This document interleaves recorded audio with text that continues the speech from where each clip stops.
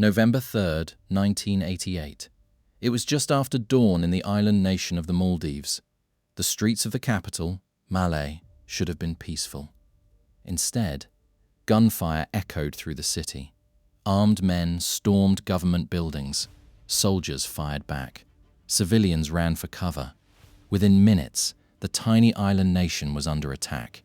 The target wasn't money. It wasn't territory. It was the government itself. A coup had begun. The attackers believed they could seize control of the country before anyone in the outside world had time to react. But one man escaped.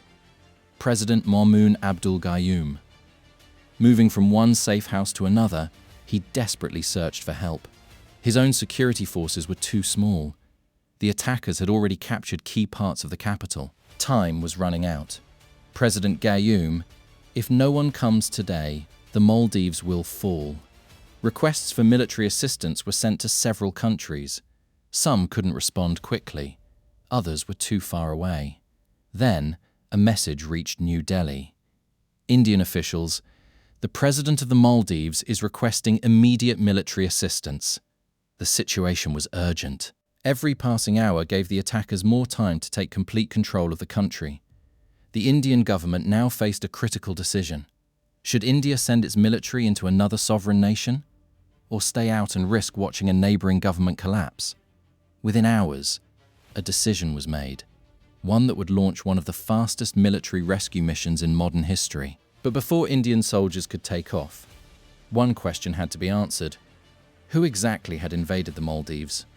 And why? As reports from Malé reached New Delhi, the situation became clear. A friendly government was under attack. Its president was still free, but no one knew for how long.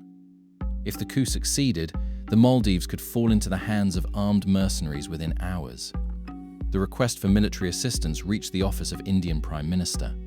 There wasn't much time for debate. Official: "Sir, the President of the Maldives is asking for immediate military assistance." Another official: "If we wait until tomorrow, there may not be a government left to save." The options were limited. Sending troops to another sovereign country was a major decision. The mission could fail. Indian soldiers would be flying hundreds of kilometers over the Indian Ocean, landing at an airport that might already be under enemy control. No one knew exactly how many mercenaries were on the ground, or whether they had taken hostages. Military commander: "If we're going, we have to leave now." The order was given. The mission was assigned to the 50th Independent Parachute Brigade. Paratroopers rushed to their aircraft.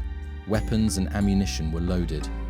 Meanwhile, they prepared its giant IL-76 transport aircraft for a flight of more than 2,000 kilometers.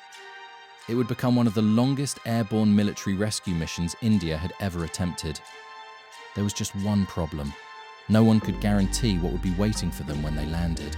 As darkness fell, the engines of the Indian Air Force's IL-76 transport aircraft roared to life. Inside were paratroopers of the 50th Independent Parachute Brigade. Many of them had only been told the essentials. A friendly nation was under attack. The president was still alive, and every minute mattered. "Officer, listen carefully. We don't know how many mercenaries are waiting for us." The cabin fell silent. "Officer, our objective is simple. Secure the airport, reach the president, restore the government." The aircraft lifted off into the night. Ahead lay more than 2,000 kilometers of open ocean. There would be no second chance. If the runway at Malé was occupied or damaged, the mission could fail before the soldiers even touched the ground. Meanwhile, in the Maldives, the mercenaries continued search. The first Indian aircraft touched down safely at Hulhulé Airport.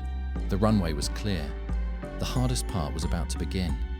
Hulhulé Airport was on a separate island from the capital, Malé. There was no bridge connecting the two.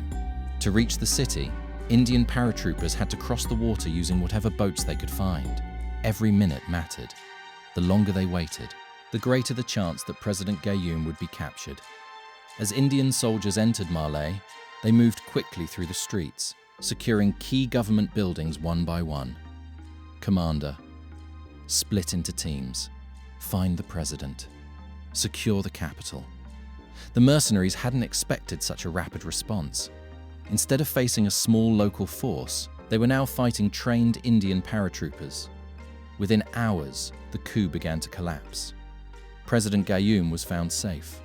The government remained in control. Realizing they had lost, the surviving mercenaries fled the capital. They hijacked a merchant ship and took several hostages, hoping to escape by sea. But the operation wasn't over yet. They had already entered the Indian Ocean. Naval officer, they won't get far. Indian warships intercepted the fleeing vessel.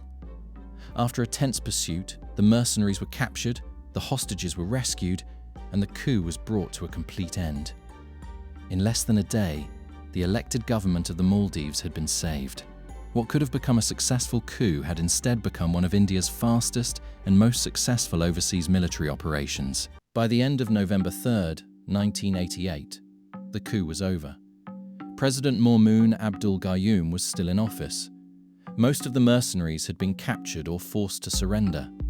A government that had been hours away from collapse had survived. Around the world, Operation Cactus was seen as a remarkable example of rapid military response. India had planned, launched, and completed an overseas intervention in just a matter of hours. For the Maldives, it meant the country's elected government remained in power. For India, it sent a clear message. If a friendly nation in the Indian Ocean faced an immediate threat, India had both the capability and the willingness to respond. More than 3 decades later, military experts still study Operation Cactus as one of the most successful hostage rescue and intervention missions of its time.